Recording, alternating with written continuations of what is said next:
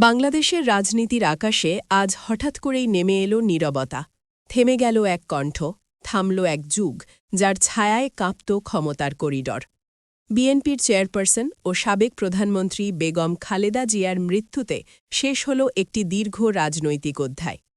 স্বাধীনতার পর যে কজন নারী নেতৃত্ব দৃঢ়ভাবে ইতিহাসে নিজের অবস্থান গড়েছিলেন, তিনি ছিলেন তাদের অগ্রভাগে। বিএনপির স্থায়ী কমিটির সদস্য সালাউদ্দিন আহমেদ জানান, আজ মঙ্গলবার ভোরে ভারপ্রাপ্ত চেয়ারম্যান তারেক রহমানের কাছ থেকেই আসে সেই চূড়ান্ত বার্তা, আম্মা আর বেঁচে নেই।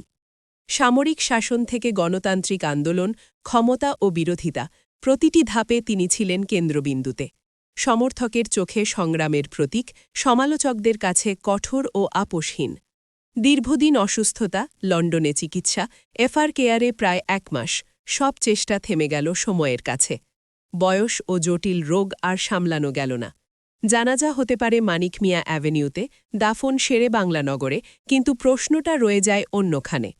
খালেদা জিয়ার বিদায়ে বাংলাদেশের রাজনীতিতে যে শূন্যতা তৈরি হল, তা কি আদৌ পূরণ হবে, নাকি শুরু হচ্ছে আরও অস্থির এক অধ্যায়?